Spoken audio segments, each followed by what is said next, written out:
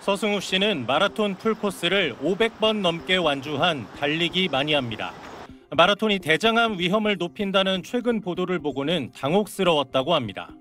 깜짝 놀라죠. 다들 건강하자고 뛰고 달리고 하는데 그게 오히려 대장암을 유발시킨다고 하니까 진짜야?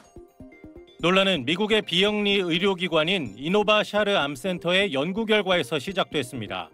35살에서 50살까지 마라토너 100명을 대장 내시경 검사한 결과 50% 정도가 용종, 즉 혹을 갖고 있었다는 겁니다.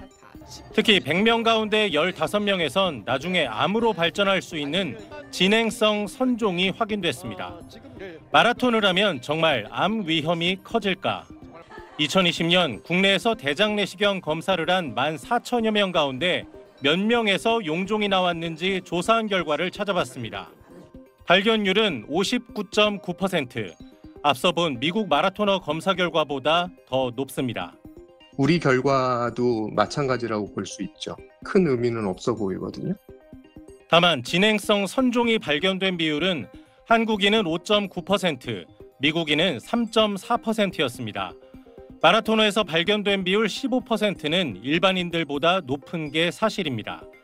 하지만 조사 대상자가 100명으로 적고 일반인 대조군이 없어서 선종 발생 원인을 마라톤이라고 보기엔 근거가 부족합니다.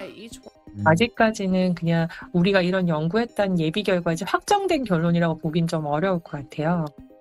마라토너 연구를 주도한 티모시 캐넌 박사 또한 취재팀의 이메일 질의에 마라톤과 대장암 간의 관계는 아무것도 증명된 게 없다며 인과관계를 부인했습니다.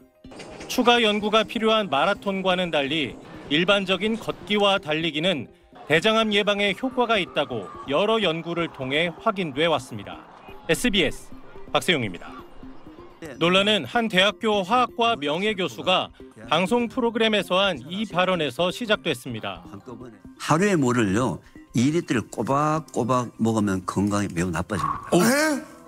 이것도 뭐? 2002년 한 마라톤 선수가 물을 마시며 뛰다가 숨졌던 사례처럼 물을 과하게 마시면 혈액 속 나트륨 농도가 급격히 옅어져 심장마비사로 이어질 수도 있다는 겁니다. 파장이 커지자 사실이 아니라는 의료계 반박이 나왔지만 임상의학적으로 근거가 부족한 내용들 바로 잡고요.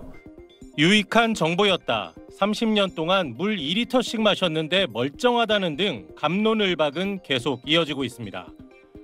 그래서 취재팀이 신장내과 교수 3명에게 물어봤습니다. 3명 모두 콩팥 기능이 떨어진 투석 환자처럼 예외적인 경우가 아니라면 갈증이 날 때마다 하루 2리터 이상 충분히 마셔도 문제 없다고 답했습니다.